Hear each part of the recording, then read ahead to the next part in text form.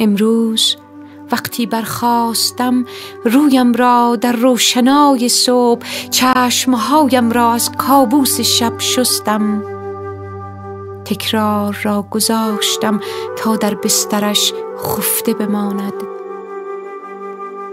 امروز روزی دیگر خواهد بود، اگرچه در هر هجایش همچنان تو را دوست دارم تکرار خواهد شد.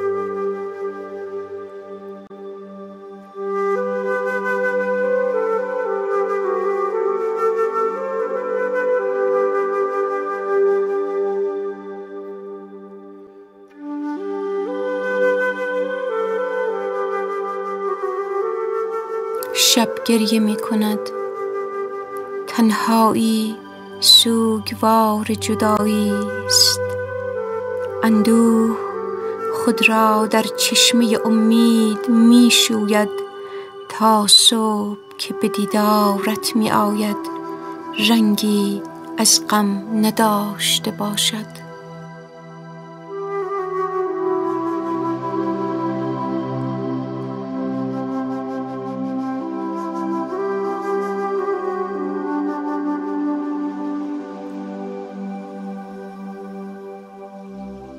عطری سفید از شکوفه ها هوا را می آکند.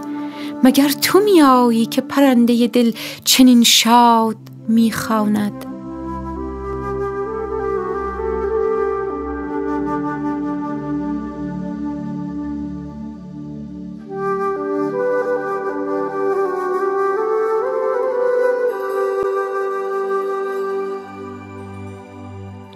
در آواز رودخانه می افتم، در مسیر آبیش تیزی را از سنگ ها می شویم تا مبادا صدای عشق را بخراشد. نام من چیست؟ زمانه یا صبوری؟ کسی نتیشه فرهادیم را می بیند و نخون را بر فرق عاشقم. آواز رودخانه همه چیز را در خود می شوید.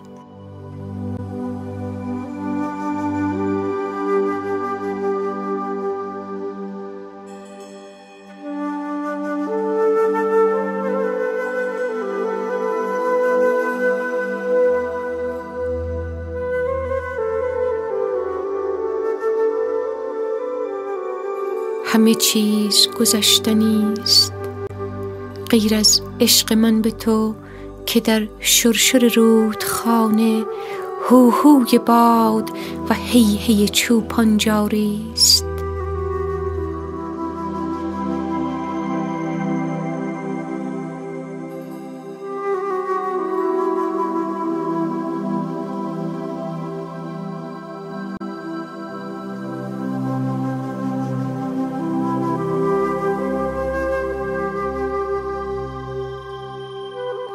باد بوی تو را می آورد ای یوسف دیرینم. چه در من می گذرد که از نهایت شادی کودکان غمگینم؟ دست گشوده جان در پرواز، گاه در اوج آسمان و گاه نشسته در کلبه یحزان زمینم. مژده باد بر قلب عاشق من که تا صباحی دیگر تو را می بینم.